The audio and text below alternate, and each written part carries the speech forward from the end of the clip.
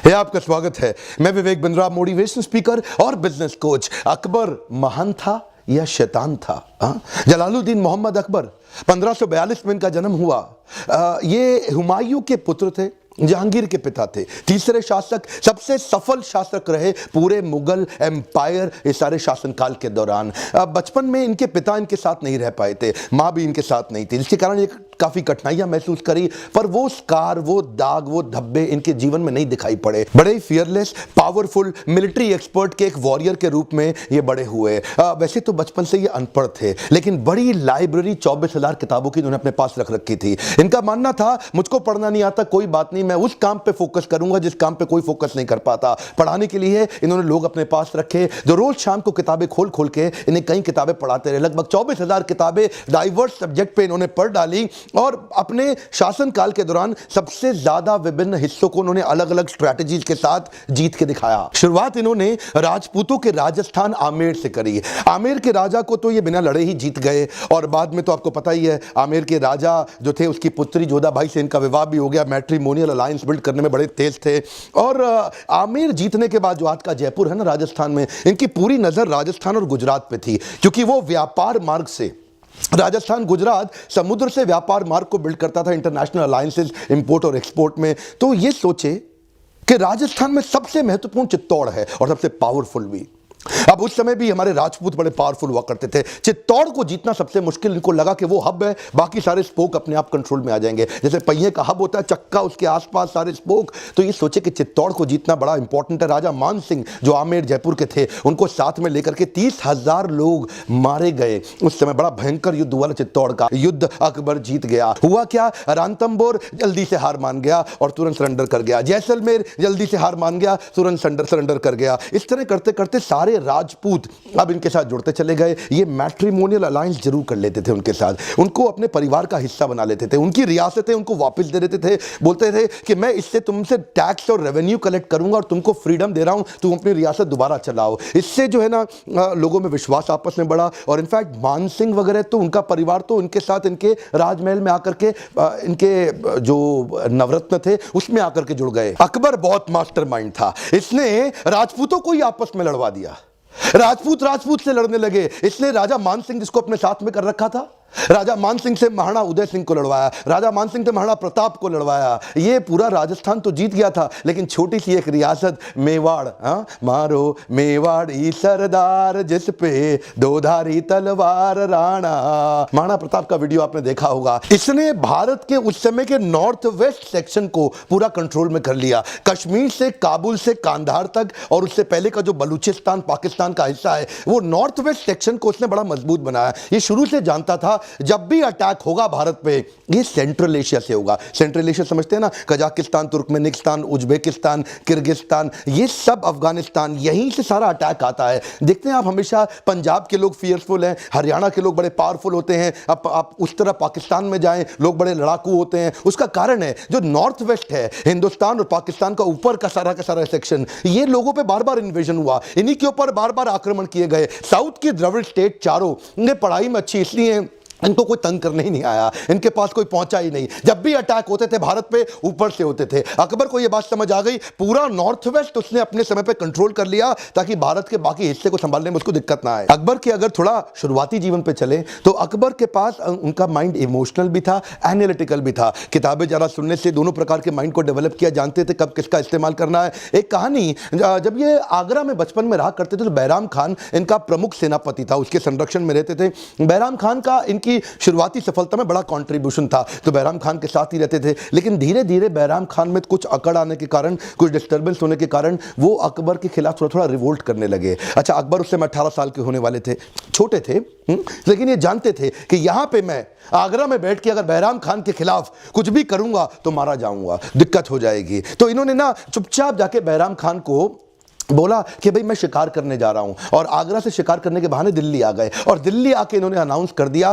फरमान जारी कर दिया कि मैं ही शासक हूं, बैराम खान का कोई रोल नहीं रहा। अब बेचारा बैराम खान जैसी तैयारी करा युद्ध करने की, अकबर ने उसको तुरंत दबा दिया और बैराम खान ने जल्दी हार भी मान ली। वो अकबर को मारना भी नहीं चाहता था। इससे इनकी डिसीजन मेकिंग की क्षमता 18 साल की उम्र में पता लग जाती है कि रिएक्ट नहीं किया उन्होंने। आगरा में आकर के, दिल्ली में आके ध्यानपूर्वक सोच समझ के रिस्पॉन्ड किया। आगे भी इनकी कई आदतें थी कि अपने शत्रुओं को माफ करके उनको अपना मित्र बना लेते थे। कमजोर शत्रुओं को अपने खिलाफ बनाए रखने से अच्छा है उनको एक पावरफुल मित्र क्यों ना बना दे। बाज बहादुर जो कि मालवा का शासक था, उससे लड़ने के लिए उन्होंने आदम खान को भेजा। आदम खान ने जाके बाज बहादुर को उखाड़ दिया और वहां जाके शासन करने लगा। लेकिन आदम खान का स्टाइल तो वही था ना, अफगानी तुर्की स्टाइल, जाके औरतों की इज्जत लूट लेना, उनको तंग करना। तो ये अकबर वापस आया। अकबर ने वापस आके आदम खान को हटाया और वहां से एक बड़ा लेसन लिया, क्यों ना कुछ ऐसा करूं जो मेरे लिए स्केलेबल हो, कुछ ऐसा करता हूं जिससे पूरे भारत में मेरे पे विश्वास बिल्ड हो। आदम खान को बोला तू वापस आ जा, तू चुप कर। बाज बहादुर को बोला इधर आओ, आप मेरी बात सुनो, आप हार गए कोई बात नहीं, मैं आपको आपकी रियासत वापस करता हूं, लेकिन आपको अपनी रियासत में फ्रीडम तो मिलेगी पर आपको टैक्स देना होगा मुझे। आप मेरे अंडर रहेंगे, मेरे कंट्रोल में रहेंगे और मैं आपको सिपाही अपने लिए तैयार करने के लिए हमेशा ट्रेन करता रहूंगा। जब भी युद्ध होगा आपको मेरे सपोर्ट में आना पड़ेगा। इसको बोलते हैं मनसबदारी। आगे इन्होंने मनसबदार भी बनाए। अकबर शुरू से बड़ा चतुर था, वो जानता था कि मैं अकेला कुछ नहीं कर पाऊंगा। स्केलेबल मॉडल को बिल्ड करने के लिए मुझे मिलिट्री एडमिनिस्ट्रेशन के लिए, सिविल एडमिनिस्ट्रेशन के लिए, एफिशिएंसी के लिए मनसबदार तैयार करने पड़ेंगे देश भर में, जो मेरे लिए मैन पावर, बढ़िया पावरफुल घोड़े जो कि तुर्की, इराकी, अफगानी घोड़े हों और बढ़िया शक्तिशाली हाथी वो प्रिपेयर करके रखेंगे। इनको मैं पे करूंगा। अच्छा ये बनेंगे कहां से? इसके लिए उसने बड़ा ऑडिट सिस्टम बनाया। ऐसा नहीं किसी को भी मनसबदार बना दे, तो उसका ऑडिट करता था। उससे पहले इनकम एक्सपेंडिचर जो उनका रेवेन्यू का जो हेड था, वो पहले एक रिकमेंडेशन लेके आएगा, फिर मिलिट्री हेड रिकमेंडेशन लेके आएगा, 2 बार चेक एंड बैलेंस हो गया, फिर फाइनली अकबर उसको अप्रूव कर देगा, हाँ जी ये मेरा मनसबदार है। तो ये मनसबदार उसको स्केलेबल मॉडल में दिल्ली में बैठे बैठे, आगरा में बैठे बैठे देश भर में टीम तैयार करने के लिए बड़ा हेल्प करता था। देखिए ये इसे बोलते हैं इंटेलिजेंस। आप अकेले नहीं बढ़ सकते। स्केलेबल मॉडल के लिए हाई परफॉर्मेंस टीम ऐसे ही तैयार होगी। ये हिंदुस्तानियों को दोस्त बनाता था। ये कहता था विदेशियों को पहले बाहर से लेकर के आऊं और यहीं पे अपने झगड़ों में लगा रहा हूं, फायदा नहीं है। ऐसा कुछ करो कि यहीं के लोग मेरे सारे दोस्त हो जाएं और विदेशी आक्रांता ना आए, मैं पूरे देश को कंट्रोल कर लूं। इस प्रोसेस को और शक्तिशाली बनाने के लिए इसने आमेर की जोधाबाई के बाद बीकानेर की राजकुमारी से विवाह किया। उसके बाद जैसलमेर की भी राजकुमारी से इसने विवाह किया। इससे मैट्रिमोनियल अलायंस और मजबूत हो गए। राजपूत इनके साथ और लॉयल हो गए और इन्होंने भी रिश्ता बनाने में कोई कमी नहीं छोड़ी। ऐसा नहीं कि पहले जैसे होता था कि हिंदू लड़कियों को कन्वर्ट करके मुसलमान बना दें। ये क्या करते थे, उनको अपना हिंदू मंदिर भी बना के देते थे अपने ही राजमहल के अंदर। उनको अपने धर्म कन्वर्जन पे फोर्स नहीं किया करते थे। तब भी आप जानते हैं ना उनके लिए मंदिर हुआ करते थे। आपने जोधाबाई मूवी देखी। ये इसके कारण, रिश्ते मजबूत होने के कारण इनको उनके लिए फैलना आसान हो गया था। अकबर की स्ट्रैटेजी से आपको बड़ा फायदा होगा। पहले तो ये सामने वाले को युद्ध में जीतता था, उसके बाद उसका दिल जीत लेता था। कहता था युद्ध में तुमको हरा दिया, अब तुम्हारा दिल जीत लेता हूं, तुम मेरे पार्टनर बन जाओ, मेरे साथ आ जाओ। तो ये उस समय गुजरात पहुंचा। अहमदाबाद के बाद, अहमदाबाद इसके लिए जीतना आसान था, लेकिन वहां पे सूरत, बड़ौदा, भरूच, वहां मिर्जा लोगों का कब्जा था। इसने राजा मान सिंह के साथ में मिलकर मिर्जाओं को खदेड़ा, उनको हरा करके वो रियासत को अपना बनाया और वापस आया। उनको बोला चलो ठीक है, कोशिश करते, तुम संभाल के देखो। जब ये अकबर दिल्ली जब पहुंचा, आगरा पहुंचा, तो वहां मिर्जा लोग फिर से अकड़ गए। बोले कोई अकबर नहीं है जी, ओए हम ही देखेंगे, यहाँ पे हम ही मालिक हैं। ये फिर रिवोल्ट मार गए। अच्छा ये जानते थे कि अकबर आगरा से आएगा, उसको 60 दिन लगेंगे, 2 महीने का समय लगेगा। तो ये इतने में ये लोग अपने आप को प्रिपेयर कर रहे थे। इनको मालूम नहीं अकबर अनएक्सपेक्टेड, स्विफ्ट, बहुत तेज अटैक करता था।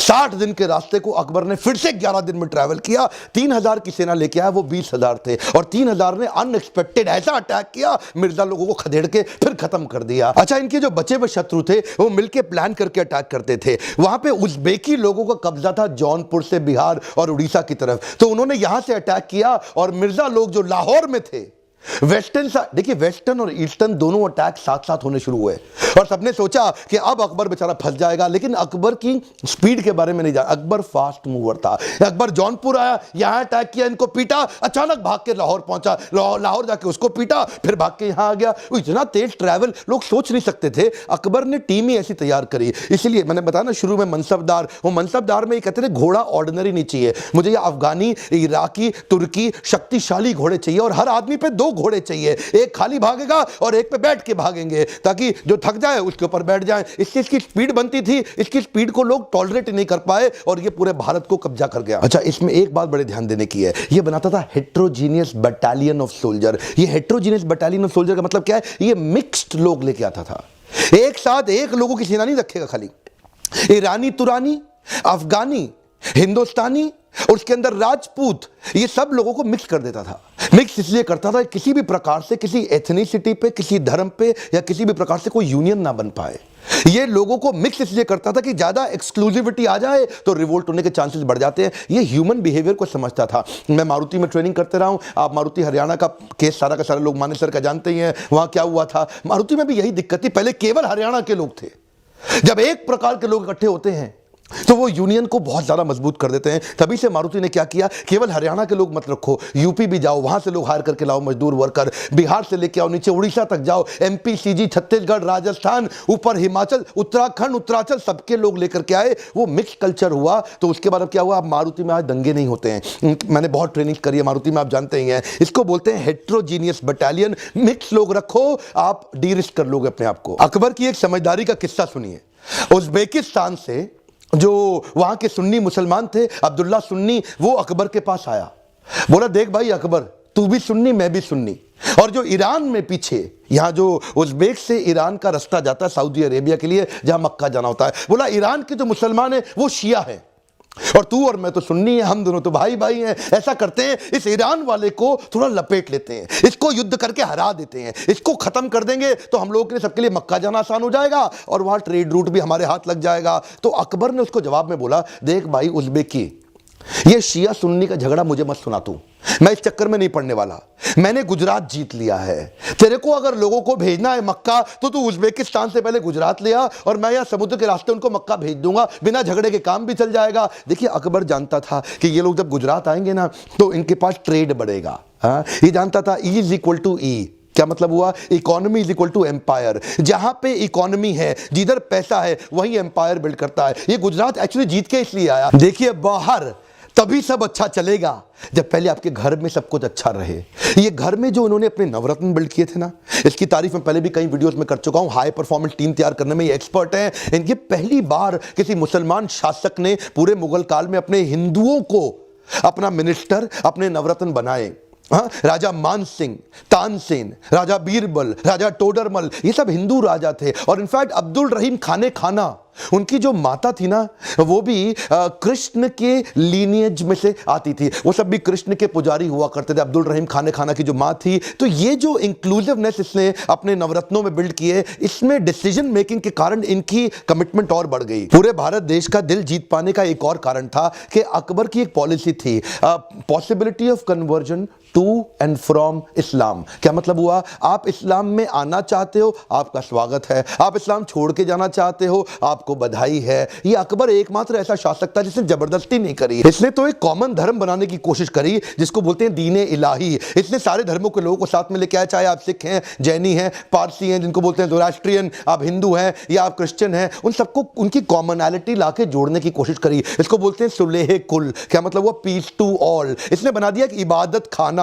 वो था एक कॉमन सेक्शन जहां सारे धर्म के लोग आकर के मिल करके अपनी अपनी पूजा कर सकें और एक दूसरे से चर्चा कर सकें, एक डायलॉग बिल्ड कर सकें। इनफैक्ट मीराबाई जो इनके शत्रु राजा की पत्नी थी, ये चुपचाप भेष बदल के मीराबाई के कृष्ण भजन भी सुनने जाते थे। अपने साथ तानसेन को भी ले जाते थे, आओ तानसेन चुपचाप सुन के चल के। तो वो जो है ना कृष्ण के भजन सुनना, उसके बाद कृष्ण के जो अर्चक विग्रह थे, जो उनके डीटी, जो उनकी मूर्ति थी, वहां जाके हीरो का हार रख करके आए। ये जो इनकी इंक्लूसिव ग्रोथ, इसके कारण उन्होंने दिल जीत लिया। और दूसरी तरफ औरंगजेब, ये एक्चुअली ना पूरे मुगल एम्पायर के अंदर अकबर को हमेशा हीरो बोला जाता है और औरंगजेब वो तो विलेन है। अकबर ने अपने पिता के लिए हुमायूं टॉम बना दिया और औरंगजेब ने अपने पिता शाहजहां को जेल में डाल दिया। राजा बनने के लिए अपने भाई की हत्या कर दी। उधर अकबर ने एक्चुअली पिलग्रिमेज टैक्स हटा दिया कि आपको गंगा में स्नान करने के लिए टैक्स नहीं देना। औरंगजेब ने फिर से पिलग्रिमेज टैक्स लगा दिया, गंगा में स्नान करने के लिए आपको टैक्स देना पड़ेगा। इसने जजिया हटा दिया। जजिया क्या होता है, किसी भी नॉन मुस्लिम को शरिया में बताया गया है कि उससे आप टैक्स ले लो। इसने जजिया फिर से लगा दिया। अकबर टोल टैक्स सबसे यूनिफॉर्म लेता था कि किसी भी कोई टोल टैक्स कौन सा होता है, कोई व्यापारी जा रहा है गुड्स एंड सर्विस लेके तो उसे टोल टैक्स लेते हैं। लेकिन औरंगजेब क्या बोला, अगर आप मुसलमान हैं तो 2.5% टैक्स दो, और अगर आप हिंदू हैं तो 5% टैक्स दो। अकबर के शासन में आपको खुश रहने के लिए, सफल होने के लिए मुसलमान होना जरूरी नहीं है। लेकिन औरंगजेब, अगर आप मुसलमान नहीं हैं तो मैं या तो आपको मार दूंगा, आपके मंदिर तोड़ दूंगा, आपको खत्म कर दूंगा। औरंगजेब एक पक्का विलेन, जिसको ना हिंदू पसंद करेगा, ना मुसलमान, ना किसी प्रकार का कोई देश, ना कोई जात, ना कोई धर्म। अकबर महान था या शैतान था, यह निर्णय आप ले लीजिए। पर वो उसने सामाजिक रेवोल्यूशन, कई सारे सोशल रिफॉर्म्स लेकर के आया। पहली बार उसने बाल विवाह बंद कराए, उसने सती प्रथा, जबरदस्ती औरतों को आग में जला देना, वो उसने बंद कराया। उसने दास प्रथा बंद कराई। दास प्रथा का मतलब क्या हुआ? जब कोई मुगल राजा आकर के किसी शासक, किसी सल्तनत को जीत लेता था तो उनकी बहुओं को, उनकी बेटियों को अपने हरम में डालता था, उनका बलात्कार करता था, उनके पतियों को अपना दास बना लेता था। यह पहली बार एक इंक्लूसिव ग्रोथ लाके एक पॉपुलर लीडर बनने का प्रयास किया। और हमारे देश को भी ऐसे ही अच्छे, पावरफुल, शक्तिशाली लीडर चाहिए जो सबको साथ लेकर चल सके। वो नहीं चाहिए जो जाति और धर्म पे लोगों को बांटे और काटे। इलेक्शन का समय, डिसीजन आपको लेना है कि कैसी सरकार अच्छी होनी चाहिए। कमेंट बॉक्स में मुझे बताएं कि ऐसे कौन से लीडर्स हैं जो आपको लगता है, राजनीतिक लीडर जो हमारे देश को, सबको साथ में लेकर के डेवलपमेंट करें, ग्रोथ करें और नौटंकी नाटक ना करें। मेरा आपसे एक रिक्वेस्ट है, इस वीडियो को शेयर इसलिए करें ताकि रिलीजियस टॉलरेंस बढ़ सके, एक दूसरे के धर्म जाति के प्रति लोगों का सम्मान बढ़ सके, और हो सके तो अपने एरिया के काउंसलर, एमएलए, एमपी और कैबिनेट मिनिस्टर तक पहुंचाएं ताकि लोग इन सब एजेंडा से बाहर निकल के ग्रोथ की एजेंडा की बात करें। वीडियो बनाना आसान काम नहीं है, बहुत मेहनत लगती है। लाइक नहीं करेंगे ना तो मुझे अच्छा नहीं लगेगा, और सब्सक्राइब करके बेल आइकॉन में हिट करेंगे। ये फ्री वीडियोस आप तक पहुंचेंगे नहीं। शेयर करने के लिए, मेरे साथ जुड़े रहने के लिए हर बार की तरह प्रेम पूर्वक दिल से धन्यवाद।